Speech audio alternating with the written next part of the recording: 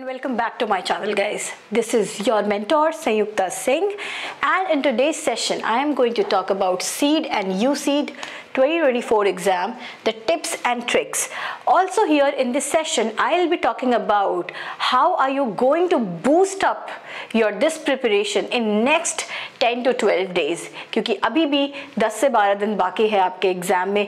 सो ये 10 डेज में आप कौन कौन से ऐसे टॉपिक की प्रैक्टिस करोगे जो पॉसिबल चांसेस है कि that is going to come in your UCEED and CEED exam.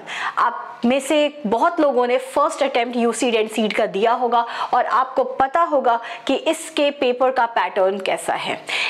Completely maths नहीं है, कंप्लीटली जीके नहीं है, कंप्लीटली रीजनिंग नहीं है. क्वेश्चंस कैसे आते हैं, it is mostly the questions are based on your day to day observation skills and design sensitivity.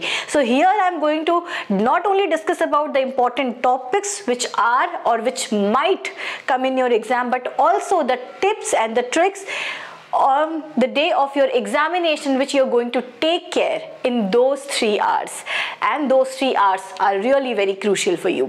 So let's get started to this session with the important 10 to 12 topics which you must study in this 10 and 12 days.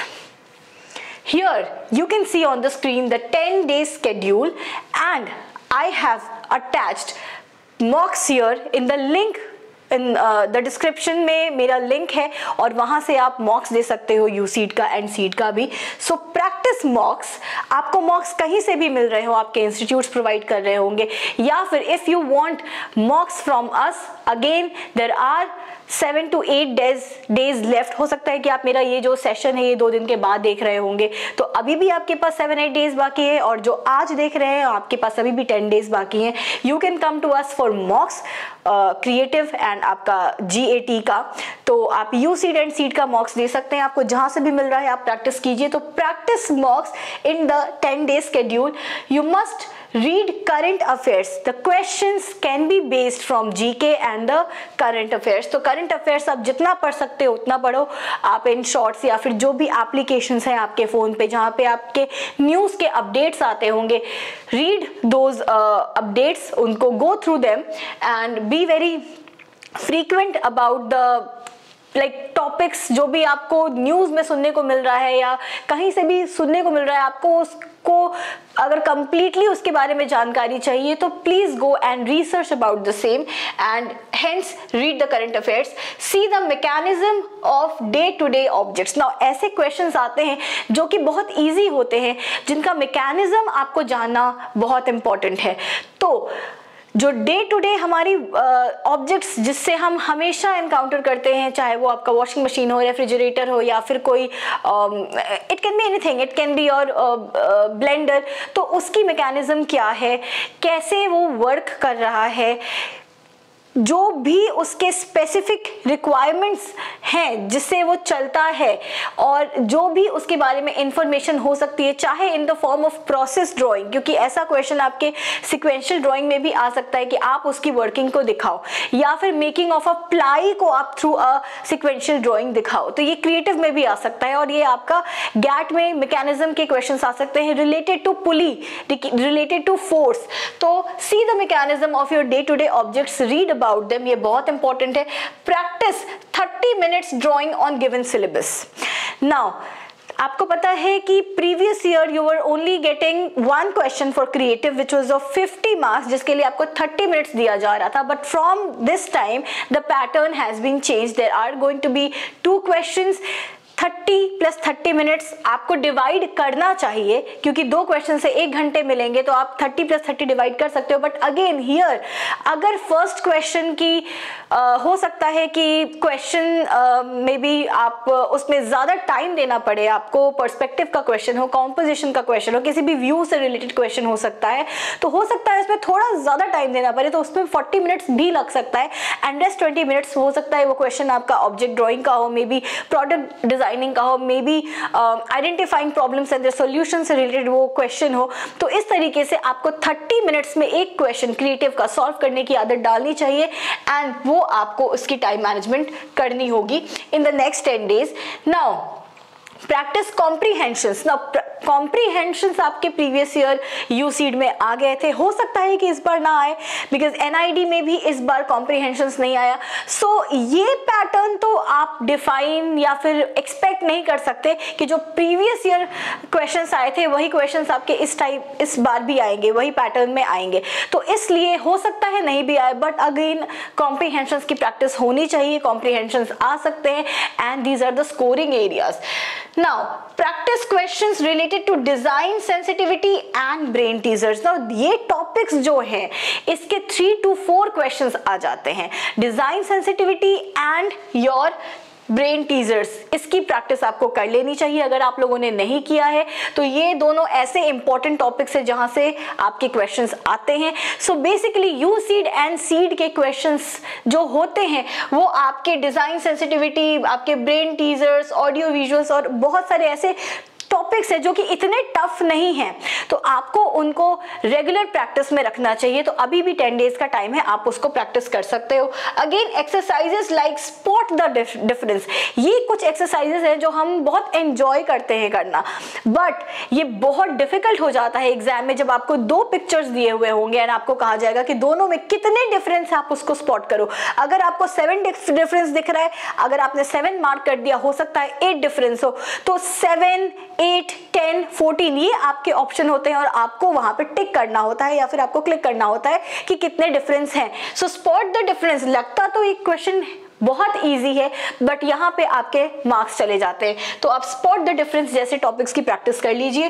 Counting figures and cubes, ये भी उनमें से है जहाँ पे बच्चे, जो questions बहुत इजी होते हैं but at the same time बहुत ट्रिकी होते हैं, एंड अगर 8 ट्रायंगल्स हैं और आपने 7 मार्क कर दिया, स्ट्रेट अवे आपका वो पूरा का पूरा क्वेश्चन गलत हो जाएगा। तो ये टॉपिक्स दिखने में बड़े इजी हैं, बट अगर आपकी प्रैक्टिस नहीं है, अगर वो टेक्निक आपको नहीं पता है, then obviously you are going to do these questions very wrong. तो ये जो 10 डेज का शेड्यूल है जिसमें मैंने आपको कुछ इंपॉर्टेंट टॉपिक्स बताए हैं जिसको आपको प्रैक्टिस करना चाहिए, please practice them. Moving on, there are some topics related to signs, symbols and metaphors. जो पिक्टोरियल रिप्रेजेंटेशंस हैं, जो पिक्टोग्राम्स है, उसकी भी आप प्रैक्टिस कर लो, वो भी बहुत इंपॉर्टेंट है। बहुत सिंपल, बहुत इजी क्वेश्चंस आ जाते हैं कि ये साइनेज आपको क्या लगता है कि इसका क्या मतलब हो सकता है, जो कि आपके मल्टीपल सिलेक्ट क्वेश्चंस में आ सकते हैं, जिसके 2 पॉसिबल आंसर्स हो सकते हैं, जिसमें नेगेटिव मार्क्स भी है।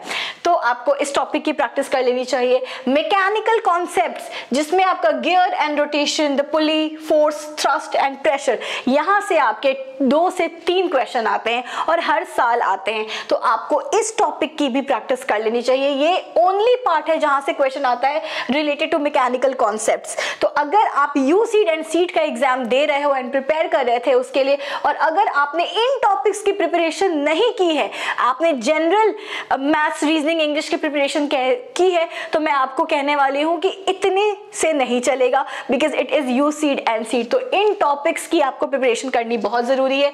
एनिमेशन, मूवमेंट की प्रिपरेशन करनी बहुत जरूरी है। Evolution of objects and products की प्रैक्टिस करनी जरूरी है। हमारे 40 इयर्स पहले, 50 इयर्स पहले कंप्यूटर कैसा था, उसका नाम क्या था, और आज के टाइम में वो कंप्यूटर कैसे इवॉल्व हुआ है, उसका नाम क्या है, ये सब कुछ आपको जानना बहुत जरूरी है। यहाँ से क्वेश्चन आते हैं, पहले के कैमरास कैसे थे और आज के कैसे, एक स्नेक का स्किन टेक्सचर कैसा होता है, एक बर्ड का या फिर किसी और इंसेक्ट का स्किन टेक्सचर कैसा होता है। तो ऐसे क्वेश्चंस आपके पॉसिबली आते हैं, तो इसकी जानकारी आपको होनी चाहिए। नाउ मैं आपको यहाँ पे ये बताना चाहती हूँ कि हमारे पास जो यू सीड एंड सीड का स्टडी मटेरियल है, they include all these topics. ये सारे टॉपिक्स उसमें डिस्कस किए गए हैं, along with not only the possible solutions and the questions, but also the questions of past years that has been asked on these topics. तो अगर आपने study material नहीं खरीदा था और आपके पास अगर नेक्स्ट ईयर का चांस है, आप मेरा वीडियो ये बहुत टाइम के बाद देख रहे हो, 1-2 महीने के बाद देख रहे हो, अगर आप यूसीड के लिए प्रिपेयर कर रहे थे, तो you can by the study material from www.sanyuktadesign.com. Also you can come and connect me on the number which is being flashed on the screen, और यहाँ से आप हमारे मॉक्स, हमारा study material for UCEED and CEED buy कर सकते हो, plus you can come for the online and offline classes which are going across India. Now let's move on to the tips for exam day. Now जिस दिन आपका exam है, वो 3 hours का exam, जिस दिन आपका एग्जाम है, आप किन चीजों का, किन बातों का ध्यान रखोगे, इसके डिस्कशन मैं आपसे यहाँ पे करने वाली हूँ. And the tip number 1 is go through the pattern and marking scheme. Although UCEED and CEED के पैटर्न्स बता दिए गए हैं, आ चुके हैं. जब इसका फॉर्म रिलीज हुआ था तभी बता दिया गया था कि इस बार का पैटर्न क्या चेंज हो रहा है, इस बार के मार्किंग स्कीम्स क्या चेंज हो रहे हैं, ये सब कुछ आपको पता है. स्टिल जब आपको क्वेश्चन पेपर मिलता है एग्जाम में, आपको फिर से उसको एक बार पढ़ना है बिफोर आंसरिंग, और उसके मार्किंग स्कीम्स को देखना है कि NAT में क्या कोई नेगेटिव मार्क्स नहीं है, तो मल्टीपल सिलेक्ट क्वेश्चंस में नेगेटिव मार्क्स है या चॉइस में नेगेटिव मार्क्स है या नहीं, कितने से कितने नंबर क्वेश्चन में कितना नेगेटिव मार्क्स है, 0.71 कहाँ है, मल्टीपल सेलेक्ट क्वेश्चंस में आपके 4 जो मार्क्स मिल रहे हैं वो सही होने पे मिल रहे हैं, पार्शियल करेक्ट है तो कितने मार्क्स मिल रहे हैं, ये सब आपको पता होना चाहिए, और इन सब की प्रैक्टिस आपको मॉक से ही होती है. So go through the pattern and the marking scheme is tip number 1. Tip number 2 is solve the easy question first. जब आप क्वेश्चन देख रहे हो और आपको लग रहा है कि अच्छा ये तो मुझे आता है, दिस इज वेरी इजी, आप उसको सॉल्व करते चले जाओ. जितना नंबर ऑफ क्वेश्चंस आप सॉल्व करते हुए चले जाओगे, उतना प्रेशर आपका कम होता चला जाएगा. तो solve the easy questions first, ताकि आपका एक मार्क्स या 2 मार्क्स जो भी आपको उन क्वेश्चंस पे मिल रहा है, वो आपका कंप्लीटली साइड में आ जाए कि अच्छा this is the number of questions जहां से आपको एक स्कोर मिलने वाला है, दैट इज कंफर्म. तो solve the easy questions first, ताकि आप सेटिस्फाइड हो जाओ कि अच्छा ओके मुझे 40 मार्क्स का या 30 मार्क्स के क्वेश्चंस आते हैं. Tip number 3, strike off the unsure questions. अगर आप किसी क्वेश्चन को लेकर के बिल्कुल अनश्योर हो कि आपको इसका आंसर नहीं आता है और वो NAT में फॉल नहीं कर रहा है, आप सेक्शन 1 जो है उसमें फॉल नहीं कर रहा है, उसमें कोई नेगेटिव मार्क्स नहीं है, अगर आप उसमें से कोई क्वेश्चन नहीं आता हुआ भी करके आ जाते हो तो भी आपके मार्क्स नेगेटिव नहीं मिलेंगे आपको. बट अगर पार्ट B या C में से, सेक्शन B या C में से आप कोई भी क्वेश्चन करते हो, तो बहुत चांसेस है कि आपको जो आपने स्कोर किया होगा ना, 40 मार्क्स का जो आपने सही किया होगा ना, उसमें से -1 हो जाएगा. ठीक है, तो ये आपको बहुत ध्यान रखना है कि कितने क्वेश्चंस को आपको नहीं छूना है बिल्कुल भी. अगर आपको नहीं आता है, डू नॉट टच इट, क्योंकि आपके मार्क्स आपके स्कोर किए हुए मार्क्स से डिडक्ट हो जाएंगे. सो टिप नंबर 3, आपको ये ध्यान रखना है कि पहले फर्स्ट राउंड जहां पे आप क्वेश्चन पेपर पढ़ रहे हो, आपको लग रहा है कि ये इजी आपने सॉल्व कर दिया, जहां पे आपको लग रहा है कि नहीं ये टफ है, ये मुझे मेरा गलत हो जाएगा, तो वहां पे पहले आप कुछ देर के लिए उस क्वेश्चन को छोड़ दो. Tip number 4, use the rough pages for scribbling and idea generation and calculation. आपको हमेशा 2 और 1 पेज रफ का मिलता है, जो कि अगर आप मैथ्स का कुछ कैलकुलेट कर रहे हो या फिर आप मैकेनिकल रीजनिंग से रिलेटेड क्वेश्चंस को कर रहे हो, तो उसमें आपको प्लस, एडिशन, माइनस या फिर जो भी फॉर्मूलाज आप पुट कर रहे हो, उसके लिए आपको एक रफ शीट दी जाती है. उस रफ शीट को यूज कीजिए. अगर आपको क्रिएटिव के लिए रफ शीट मिलती है तो आप डूडल आउट कीजिए, अपने थंबनेल्स बनाइए कि अच्छा मैं ये बनाने वाला हूँ, ताकि ऐसा ना हो बाद में कि आपने आधा क्वेश्चन शुरू किया और आधा आपको समझ में नहीं आया कि आपको आगे कैसे बढ़ना है. तो please use the rough pages for your scribbling and idea generation. Tip number 5 is guys time management.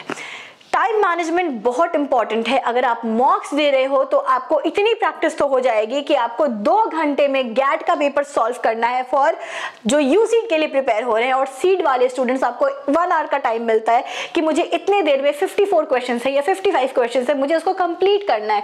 तो टाइम मैनेजमेंट बहुत इंपॉर्टेंट है कि आपने जो आपका ईजी क्वेश्चन था वो आपने मान लो नॉट 30 मिनट्स या फिर 20 मिनट्स में करके रख दिया. मैं यूसीड वाले स्टूडेंट्स की बात कर रही हूँ. एंड देन आपके पास 1.5 आवर बेस बचा हुआ है, जहां पे रेस्ट ऑफ द क्वेश्चंस आपने पार्शियली डिवाइड कर लिया कि इस क्वेश्चन में मुझे थोड़ा सा कैलकुलेशन करना पड़ेगा, इसको मैं थोड़ा एंड के लिए रख देता हूँ. कुछ क्वेश्चंस जहां पे आपको लग रहा है कि थोड़ी सी मे बी 1 मिनट की कैलकुलेशन पे या 20 या 30 सेकेंड की कैलकुलेशन पे you will get the answers, तो आप उन क्वेश्चंस को अलग करके आपने रख लिया. तो इस तरीके से आपको अपना 2 आवर्स का टाइम मैनेज करना होगा. Now moving upon the sixth tip, and that is give a second try to the left questions. अब ऐसा तो नहीं हो सकता ना कि like from 54 questions और maybe 68 questions आपको 40 नहीं आते, तो क्या आप 40 छोड़ करके आ जाओगे? ऐसा नहीं होता. आप उसमें से कुछ questions को try करोगे कि ओके इसका solution मुझे मिल सकता है, let's give a second chance. तो कुछ questions को आपको बिल्कुल try करना चाहिए. Give a second try to the left questions, क्योंकि बहुत maximum number of questions भी अगर आप छोड़ करके आ जाओगे तो -1 आपका जो scored मार्क्स था उसमें से -1 हो जाएगा. तो आपको ये भी ध्यान रखना है कि आपको मैक्सिमम नंबर ऑफ क्वेश्चंस छोड़ने भी नहीं है, अटेंड करने हैं, और सारे भी अटेंड नहीं करने हैं कि आपको अगर गलत होने के चांसेस भी बढ़ जाए और आपके मार्क्स भी कम हो जाए. लेकिन अगर आपको सारे आते हैं होपफुली तो आप सबको अटेंड भी कर सकते हो. So in this session I have just tried to give you the tip. Also I tried to introduce और give some knowledge about the important topics which you must try in these 10 to 12 days. So yes, that was it guys. If you are new to my channel, please like, subscribe, share and comment. Let us know about our efforts जो भी हम दे रहे हैं through our channel. If you are a new aspirant, you can go through the playlist where I have uploaded more than 200 videos for you people, just to make you aware about the syllabus of design entrance exam. हो सकता है कि आप NIFT के लिए, NID के लिए या फिर USEED के लिए प्रिपेयर कर रहे हो, तो मेरे इस चैनल पे आपको सब कुछ मिलेगा. The questions, the topics related to identifying problems and the solutions, the product design questions, the conventional and unconventional design questions, memory, drawing, posters, logos, you name it and I have it. तो आपको मेरे इस channel पे सब कुछ मिल जाएगा. Subscribe it, share it and like it so that this channel reaches to the potential students जिनको knowledge चाहिए फ्री ऑफ कॉस्ट. तो आप प्लीज यहाँ पे आ सकते हो और आप पढ़ सकते हो through my channel. Soon I am going to start with 1 hour live session for you people, for everyone, for every design aspirant across India. So if you are satisfied from my effort and our team's effort, Avinash sir is taking GK for you all. So अगर आप हमारे efforts से संतुष्ट हो, please like, subscribe and share. That's all we can say. And guys, all the best for your exam and all the new aspirants of 2025. Guys, if you want to come or prepare for any design entrance exam, you can come and contact us on the number which is being flashed on the screen. I will be and we will be happy to help you all. Till then guys, take care, all the best.